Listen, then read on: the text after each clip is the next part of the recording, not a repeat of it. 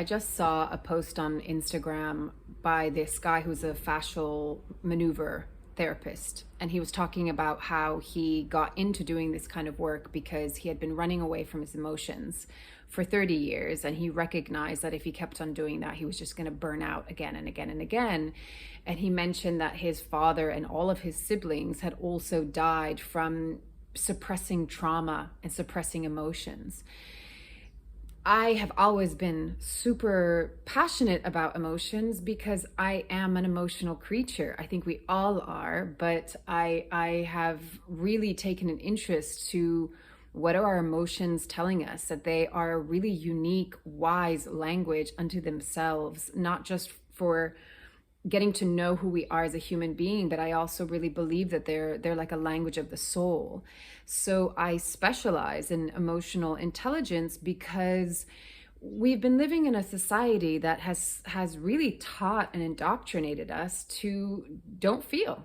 It's not okay to feel. Don't feel, don't cry, don't, and what happens is it numbs everything, because you can't just selectively numb. You can't choose to just numb pain and sadness and suffering and then expect to be like genuinely joyful and happy and at peace, right? If you suppress, like, period.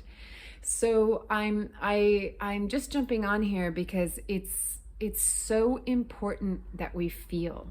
And it's so important that we understand the language of our emotions and that we begin to have that conversation with ourselves, so that we're recognizing that they're powerful and wise messengers, that they're here to show us more about who we are and what we need and what we're passionate about. I mean, there's so much that can be discovered, explored, and that can open up from just actually going into our emotions. And what I say to people that are afraid of going into their feelings, and especially into the more painful and uncomfortable ones, is you are in the scariest point right now, which is the point of ignoring and neglecting and running away. The running away is exhausting because what it does is it creates this like constant dark shadow figure in the night that is chasing you. Whereas if you actually turn around and you look at it, you'll see that it's not some big scary wolf. It's actually a small part of you that's just scared and lonely.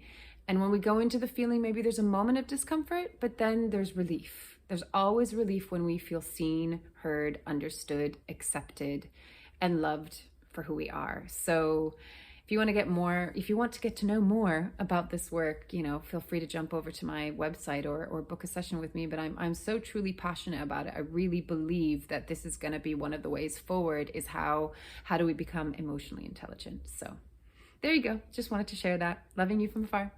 Bye.